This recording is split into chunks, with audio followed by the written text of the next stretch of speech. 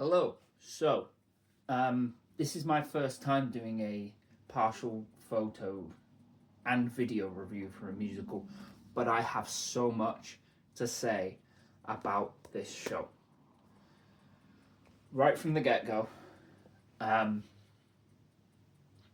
it is pure magic. It feels, the best way I can put it is, it feels like one of the books come to life. You are being told a story throughout the entire show, which I know is like, obviously every show does that, but it feels like someone is reading you a book. And you feel like a child tucked up in bed with your mother or father reading you a bedtime story and reading you Paddington. And we were sat third row, and I had the best time. Um, I'm gushing thinking about it because I have so much I want to say. Um, but anyway, that's like my baseline for how it starts and like how it feels.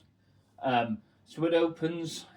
You're being told about um, a bear, Paddington, obviously. Sorry, I'm winging this. I don't know what to say.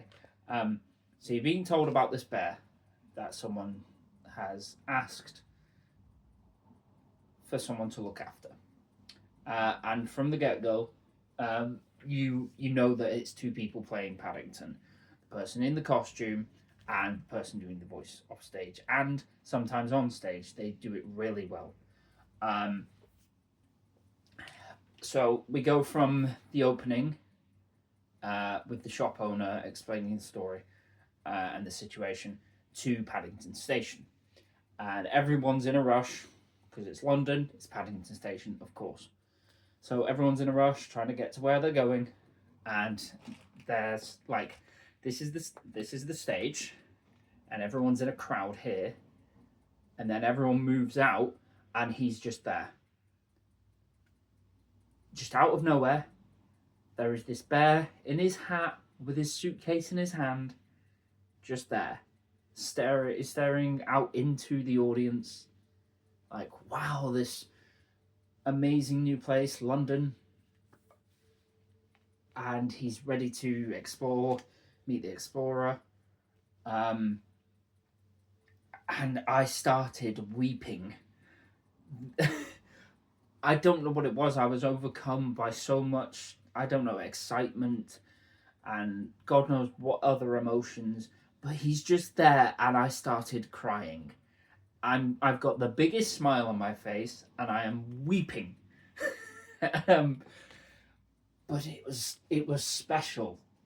It felt like it's a feeling I'll never be able to replicate, and no other show would be able to replicate for me. This show has had an effect on me that I can't describe, other than pure joy and childlike wonder. And the combination of the actor in the suit with the animatronics and the actor off stage doing the voice works perfectly. You would not even be able to tell that the person doing the voice is off stage. And it's just, there's so much I could say about that scene alone when he first appears. But then we get to the Browns meeting him, and obviously the usual Mr. Brown's reluctant and all that, and they take him home. Then we meet, before they get him home, they hire a taxi from Mr. Curry, who, absolute gem. Love Mr. Curry, especially his bit in Marmalade. There is a whole song about marmalade, as you should expect, and it is one of my favourites. And I even have a little bit of marmalade underneath the Paddington pin, because we collected some when we left. These are all my pins so far. So yeah. Oh, it's so special. Now, the moment he gets his coat is, oh my god. My mum was Oh, she just looked at me and she went, "Oh, he's so cute." I think my mum was on the verge of tears. Um, yeah. Anyway, I'm rambling. I'm rambling. Performances. I want to talk about the performances. There is one in particular I absolutely adore, but I could talk about that for hours. So we're going to start with Paddington. Um, Now we had the, I believe, understudy, Abby Purvis, I believe. I'm going to double check because I don't want to get it wrong. Um, and she was, yes. So Abby Purvis was our Paddington for the night. Um, she was fantastic. All the mannerisms, everything, you could hardly tell there was a person. You fully believe that was a bear. And the costume, the animatronics, whoever was doing the animatronics, you were nailing it. And then James Hamid, who I thank for the compliment on my Palestine pin. Um, your voice is fantastic. It's perfect for Paddington, and the scenes where it's you and him on stage worked so perfectly. I don't know what it was. It just felt like I don't know how to describe it other than saying it felt like it was more a story of a boy looking after his bear or finding his teddy bear after so many years of it being lost and rediscovering that childlike wonder. That's how it felt when you and Abby were on stage together, and it made my heart happy and warmed me inside. And yeah, um, what else? Oh my god, I have so much to say. The Browns, perfectly cast. Also, um, Judy, one hell of a pair of lungs on her for such a young girl. Oh my god, she's going places. I would dare say future Christine when she's older if she's looking at doing Phantom. Um, the young lad, I can't remember the character's name. I feel so bad. I could just, look at the program. He, brilliant. Absolutely love that little guy. Like, knocking it out of the park every time he was on stage with his little Jonathan, that's it, with his facts and stuff like that. Fantastic. Mr. and Mrs. Brown, perfectly cast again. I love the dinner scene where Mr. Brown sings to his wife. Fantastic. And Mrs. Brown being an artist, and especially right now with the whole AI rubbish going on, I really liked that side of it. I don't know what it was specifically, but I really liked. I just liked her message. Like, she wants to, like, her art and what inspired her, and how Paddington helped in his own way without realizing. Um, yeah. Oh, Mrs. Bird by the wonderful Bonnie Langford. Oh, I love you so much. I love you so much. And I have such huge respect for you for getting through that song. Doing the splits during the song as well, by the way. That, yeah, I can't even do the splits. So I'd probably just like snap in half or something like that. Um, Grant, the lad we had for Grant, oh, I could listen to you single day. But your performance, phenomenal, yet again. Now, Victoria Hamilton Barrett as Millicent Clyde. There has never been a more perfect casting, in my opinion. Oh my god, when I spoke to her at Stage Door, when my mother and I were speaking to her, I was gushing. She is perfect for this role. She deserves every award, and I have huge respect for her saying that she's doing it for the work. It's all about the work for her. Huge respect for that. But honestly, you deserve, oh my god, you deserve so many awards for this. Because you were having so much fun. And the curtain call, your curtain calls are iconic for this show. I have to say it. But Oh my god, Victoria.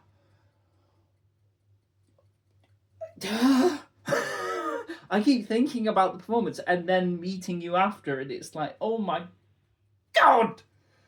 Oh, wow! I just, I have a plan for something in the future that I want to do as a series, and Victoria is someone I'd like to have as a guest for this thing, uh, if at all possible in the future when I have like the details down. I will try and contact in the future and organize stuff and things. Um, but you're so lovely at Stage Door too, and I again thank you for the message from my partner, who absolutely loved it. Um, but yeah, there's never been a more perfect casting in my opinion. She's having so much fun in this role. Every time she's on stage, you can tell. And there's a song, I don't remember the name of it, uh, which I feel really bad about. Um, but it's near. I think it's second half of the show, near the end, and she's got a prop in her hand and she's singing, and with this prop in her hand, I don't know what it is. I think it's just ethereal, like it's next level. Um, yeah, it's just. Victoria is my favorite West End actor at the moment. Um, and probably will be for the rest of existence. I cannot wait for more people to see her as Millicent. If Paddington does inevitably tour, I hope she stays in the role with the tour. I know realistically she probably won't, but I feel like as many people as possible need to see her as Millicent Clyde because it's a role created for her, in my opinion. I apologize about the background noise. Um,